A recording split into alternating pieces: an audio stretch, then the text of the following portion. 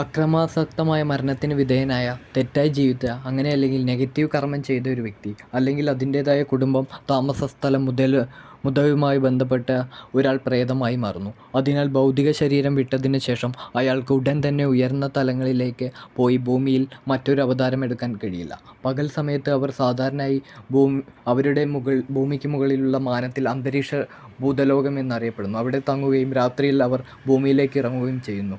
ഗരുഡപുരാണം അനുസരിച്ച് അവർക്ക് ജീവനില്ലാത്ത വസ്തുക്കളിലും പ്രാണികളിലും പക്ഷികളിലും മൃഗങ്ങളിലും മനുഷ്യരിലും ദേവന്മാരിലും പ്രവേശിക്കാൻ കഴിയും. അതിനർത്ഥം അവർ ഒരു അവതാര ജീവിയുടെ സൂക്ഷ്മ ശരീരത്തിൽ സ്വയം ബന്ധിപ്പിച്ച് അവൻ്റെ ഊർജം ഉപയോഗിച്ച് ജീവിക്കുന്നു എന്നാണ് പറയുന്നത്. അവർ അശുദ്ധ വസ്തുക്കളെ എല്ലാത്തിനും ഭക്ഷിക്കുന്നു. എല്ലാത്തരം മാലിന്യങ്ങളെയും അവർ ഭക്ഷിക്കുന്നു. ഭൗതിക ശരീരമില്ലാത്ത വിശപ്പ്, ദാഹം അല്ലെങ്കിൽ ലൈംഗികാഭിലാഷം പോലുള്ള ആഗ്രഹങ്ങളെ തൃപ്തിപ്പെടുത്താൻ കഴിയാത്തതിനാൽ അവർ വളരെയധികം കഷ്ടപ്പെടുന്നു. അവരുടെ കർമ്മ നിശ്ചിത സമയം അവസാനിക്കുന്നതുവരെ അവർ കാത്തിരിക്കുന്നു. അവർക്ക് വീണ്ടും അവതാരമെടുക്കാൻ കഴിയുന്നത് അവരുടെ കർമ്മം തീരുന്നതിന് ശേഷമാണ്. എന്തുകൊണ്ടാണ് പ്രേതങ്ങൾ നമുക്ക് പ്രത്യക്ഷപ്പെടുന്നത്? മിക്ക ആളുകളും അവരുടെ ജീവിതകാലം മുഴുവൻ കാണില്ല.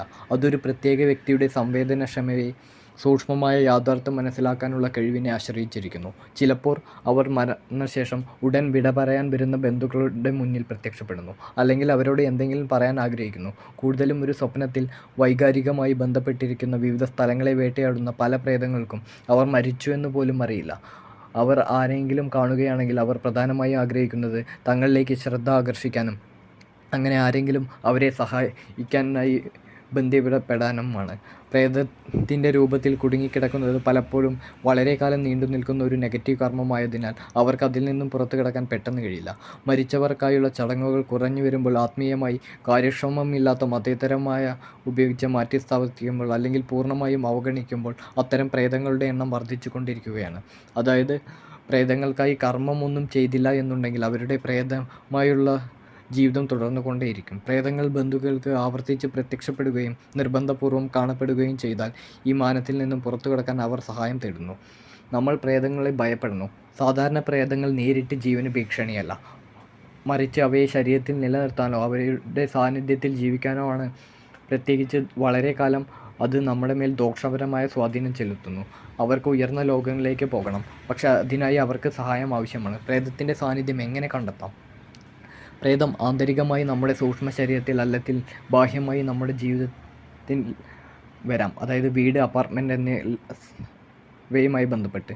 പ്രേതവുമായി ബന്ധപ്പെട്ടിരിക്കുന്നതിൻ്റെ ലക്ഷണങ്ങൾ: സ്ഥിരമായ ക്ഷീണം, ഊർജ്ജക്കുറവ്, ശാരീരിക ഊർജ്ജത്തിൻ്റെ കുറവ്, മനസ്സുകൊണ്ട് നിയന്ത്രിക്കാൻ കഴിയാത്ത പിരിമുറുക്കം, ഏകാഗ്രതയുടെ അഭാവം, ആത്മാഭിമാനത്തിനുള്ള അഭാവം, അരക്ഷിതാവസ്ഥ, അർത്ഥവത്തമായ പ്രവർത്തനത്തിൽ താൽപ്പര്യമില്ലായ്മ, നിസ്സംഗതാവസ്ഥ, വിരസത, നീട്ടിവെക്കൽ, സമയം കൊല്ലൽ, നെഗറ്റീവ് അടിച്ചമർത്തപ്പെട്ട വികാരങ്ങൾ, വിഷാദം, ഭയം, കോപം, ഭക്ഷണക്രമക്കേട്, ന്യൂറോസിസ്, സ്വയം ഉപദ്രവിക്കൽ, ആത്മഹത്യ, ആളുകളുമായുള്ള ബന്ധത്തിലുള്ള പ്രശ്നങ്ങൾ, പലപ്പോഴും മൃഗങ്ങളുമായ നിലവാരമായ ബന്ധം, കൃത്രിമത്വത്തിന് വിധേയമാകൽ, ലൈംഗിക പ്രശ്നങ്ങൾ, ഹൈപ്പർ സെക്ഷുവാലിറ്റി, ഓട്ടർ സെക്ഷുവാലിറ്റി, ഉറക്കത്തകരാറുകളും പേടി സ്വപ്നങ്ങളും, തല, കഴുത്ത്, പുറം, തോളുകൾ, കാലുകൾ, സന്ധികൾ, വയറ്, കൈകൾ എന്നിവയിൽ വിട്ടുമാറാത്ത വേദന, അലർജികൾ, ആസ്മ, എക്സിമ, ആവർത്തിച്ചുള്ള പ്രശ്നങ്ങൾ, എന്തോ അവയുടെ പരിഹാരത്തെ തടയുന്നു, ആക്രമണത്തിൻ്റെ വർധനവ്, വിരൽ പൊട്ടുന്നത് പോലെയുള്ള ശബ്ദങ്ങൾ,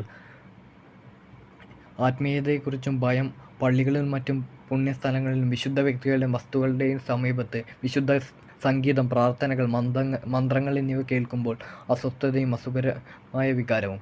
ഒരു വാസസ്ഥലത്ത് പ്രേതത്തിൻ്റെ സാന്നിധ്യം സാധാരണയായി അനുഭവപ്പെടുന്നത് ഇവയാണ്: മാൻറ്റിക് രീതികൾ, അസുഖകരമായ വികാരം, വൈബ്രേഷൻ, ഒരാളുടെ സാന്നിധ്യം അനുഭവപ്പെടൽ, വളർത്തുമൃഗങ്ങൾ, ഭയം കാണിക്കുന്നു, ആളുകൾ കാണാത്ത വസ്തുക്കളെ കാണുന്നു, ചില സ്ഥലത്തിൽ പ്രവേശിക്കാൻ വിസമ്മതിക്കുന്നു, കൂടുതൽ ആളുകൾ അനുഭവിക്കുന്ന അസാധാരണവും പ്രധാനവുമായ സ്വപ്നങ്ങൾ, തണുത്ത സ്ഥലങ്ങൾ, വ്യക്തമായ കാരണമില്ലാത്ത തണുപ്പിൻ്റെ വർധനവ്, ശൂന്യവും പൂട്ടിയിരിക്കുന്നതുമായ മുറികളിൽ നിന്നുള്ള ശ്വസനം, ശബ്ദങ്ങൾ, ചുവടുകൾ, വെപ്പുകളുടെ ശബ്ദം, ഭാരമുള്ള വസ്തുക്കളുടെ ചലനം തുടങ്ങിയ ശബ്ദങ്ങൾ, വ്യക്തമായ കാരണമില്ലാത്ത അസാധാരണമായ ഗന്ധങ്ങൾ, നീക്കം ചെയ്യാൻ കഴിയാത്ത രക്തക്കറകൾ, വ്യക്തമായ കാരണമില്ലാത്ത കോമ്പസിൻ്റെ പ്രതികരണങ്ങൾ, വസ്തുക്കളുടെയും ചലനങ്ങളുടെയും സ്വഭാവം, ഒഴുകുന്ന വെള്ളം, വെളിച്ചം, മറ്റു വൈദ്യുത ഉപകരണങ്ങൾ എന്നിവ ആരംഭിക്കുന്നതും നിർത്തുന്നതും തന്നെത്താനെ തുടരുന്നത്. കൂടുതൽ ആളുകൾ, പ്രത്യേകിച്ച് കുട്ടികൾ, വളർത്തുമൃഗങ്ങൾ എന്നിവ പ്രേതത്തെ കാണുന്നു. പ്രേതത്തിൻ്റെ സ്വഭാവം അതിൻ്റെ നിറം കൊണ്ട് മനസ്സിലാക്കാം. വെള്ള പോസിറ്റീവായ പ്രേതമാണ്. കൂടുതൽ ഇരുണ്ടതാണെങ്കിൽ കൂടുതൽ നെഗറ്റീവാണ്. ഉറക്ക പശ്ചാത്തലം അറിയപ്പെടുന്ന ഒരു പ്രതിഭാസമാണ്. യോഗ, ആയുർവേദം തുടങ്ങിയ പഠിപ്പിക്കലിൻ്റെ വീക്ഷണകോണിൽ നോക്കുമ്പോൾ സൂക്ഷ്മ ശരീരത്തിൻ്റെ ഭാഗമായ പ്രാണനെ തളർത്തി എടുക്കുന്ന ഒരാളുടെ ശരീരത്തിൽ പ്രവേശിക്കാൻ കഴിയുന്ന ഒരു ആക്രമണകാര പ്രേതത്തിൻ്റെ ആക്രമണമാണിത്. ഉറങ്ങുന്ന വ്യക്തി ശ്വാസം മുട്ടൽ തുടങ്ങുന്നു. അവൻ്റെ കണ്ണുകൾ മാത്രമേ ചലിപ്പിക്കാൻ കഴിയുന്നുള്ളൂ. ലളിതമായി പറഞ്ഞാൽ പ്രേതം കാരണം ശരീരം ഉണർന്നില്ല. ഈ ആക്രമണങ്ങൾ സാധാരണയായി നിരവധി സെക്കൻഡുകൾ നീണ്ടു നിൽക്കും. തൻ്റെ ആഗ്രഹങ്ങളുടെ ഒരു സംതൃപ്തിക്കായി ഭൗതിക ശരീരം ഉപയോഗിക്കുക എന്നതാണ് പ്രേതത്തിൻ്റെ ലക്ഷ്യം. സാധാരണയായി ഇരകൾക്ക് തൻ്റെ നെഞ്ചിൽ വലിയ ഭാരം അനുഭവപ്പെടുകയും ശ്വാസം മുട്ടിക്കുകയും ചെയ്യുന്നു. ആരെങ്കിലും തൻ്റെ മേൽ ഇരിക്കുകയോ കിടക്കുകയോ ചെയ്യുന്ന പോലെ അയാൾ ശ്വാസം മുട്ടിക്കുകയും ചെയ്യും. ഗാഢനിദ്രയിൽ നിന്നും പെട്ടെന്ന് ഉണർന്ന് പ്രാണൻ പ്രവർത്തനക്ഷമിതമാകുമ്പോൾ നിരവധി നിമിഷങ്ങൾ അവസ്ഥയിൽ ഒരു ഉറക്ക പശ്ചാത്തലം ഉണ്ടാകുന്നു. മൂക്കലിപ്പ്, ചുമ, വേദന തുടങ്ങിയ രോഗങ്ങളുടെ ലക്ഷണങ്ങളും ശാരീരിക ആവശ്യങ്ങളും കുറച്ച് സമയം മാത്രമേ പ്രകടമാവൂ എന്ന് അനുഭവപ്പെടുന്നു. ഇത് പകലോ രാത്രിയോ ഒന്നും അറിയില്ല.